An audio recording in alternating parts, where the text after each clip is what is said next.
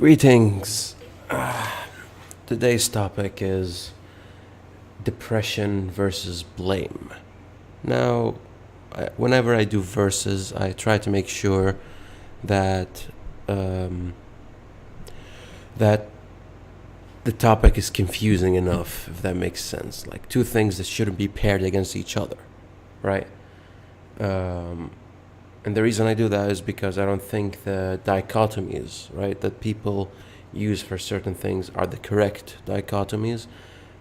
And there's more exploration to the issue that needs to be done. And my verses aren't necessarily dichotomies, but again, the point is to elaborate and expand, which is why I add these titles. Now, why did I choose depression and why did I choose blame versus each other in this title? Quite simply, a lot of people are depressed, and they're depressed because they're not where they want to be in life. Think somebody's in an office job they hate, but they have to do it to pay the bills. Keep in mind somebody who, like, what do you call it, like, is raising a family that he did not expect to. You know, he wasn't supposed to, but he got a bitch pregnant, blah, blah, blah. You know how it goes. Or the reverse, same for the female. She got pregnant by a mistake. That's not when she wanted to be a parent and all that. It's stuff like this, right? Happens all the time.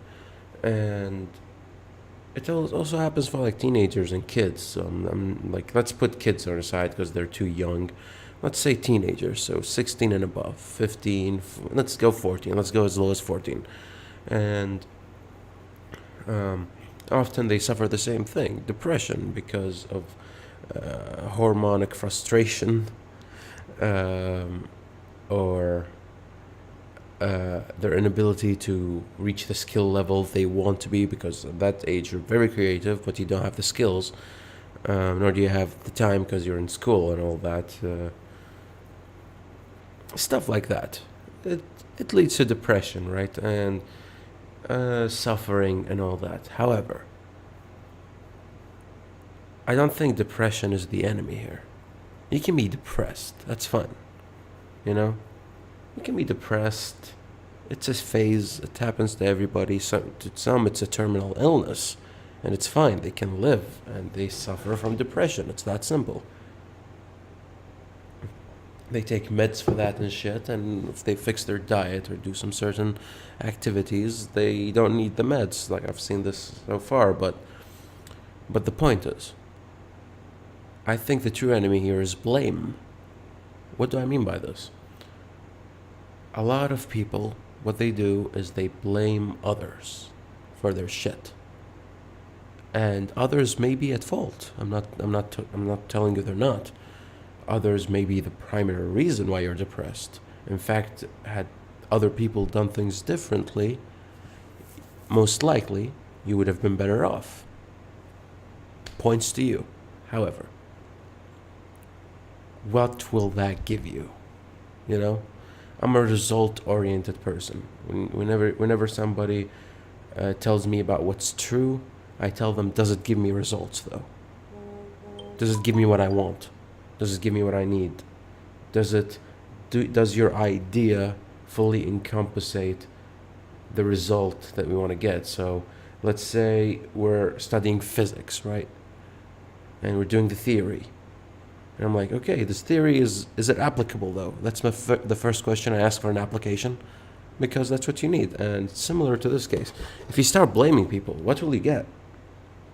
I think this is very important, because a lot of people ignore this, and instead they're like, okay, you are to blame, so you fix it, or you are to blame, let's just make that clear before we proceed. And I'm like, what does it matter? Who is to blame? Okay, we want to know the reason for the fire. That's important.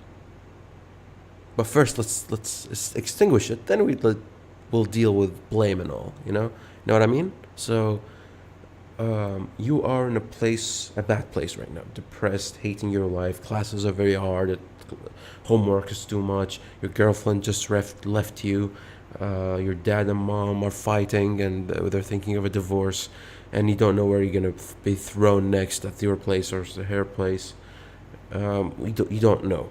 Everything sucks. What will blame do to that? Tell me that, and give me something useful you can do from blaming others, besides guilt tripping them into doing things. I mean, that gets results, but idea is, why are you blaming others for your situation? Even if, again, I repeat, even if they were the reason, it doesn't matter. You have to deal with it. And after it's dealt with, see how you can prevent it from happening. And that's when blame gets useful. But in this situation where you're depressed, you're hating your life, you're hating your shit, you're hating everything, what point there is there to blame people? There isn't really. Besides pride and prejudice and hate and spite and all of these emotions, there is no real reason to do it. I'm not telling you not to blame people. I'm telling you to proceed with your life despite the blame. You can blame them. It's fine. But it won't give you results. So you need to do something else as well. Blame alone is not enough. This also contributes to another point, which is envy. I did not put envy because it's not as a big of a contributor. It can be even a motivator, but envy is the same thing. So everybody looks at, like, Bill Gates' kid, and they're like, oh, that guy's so loaded of his fathers, he's lucky. I wish I was in his place, right? And there are a lot of advantages a millionaire's or a billionaire's son can get that you can't. But here's the thing. If my input and observation of life told me anything, it's very simple. Everybody suffers, right? Everybody is dealing with their own shit, and their own shit is very different from your shit, but that doesn't make it as real to them as it is to you, So let's say you are a starving kid in Africa on the brink of death. You're suffering, right? Your degree of suffering is way more than the rest. However, let's keep that in mind. The millionaire who's eating everything is suffering too. And he's suffering badly, and as bad as anybody else. And if he did not get through his suffering and went through the steps and did the things that he needs to do to take care of the suffering, then he would be suffering. Not as much, but he is suffering, and it is as real as it is as real. Nobody's life is better than the other. There are there are some perks you have and they don't, and some others that you have that they don't. But some perks you have that they don't, and other perks they have that you don't. That's fine.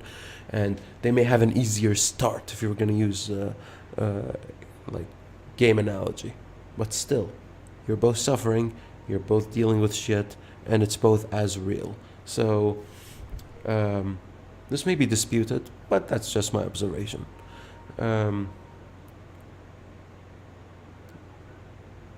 If you're depressed, first thing you do is don't blame anybody.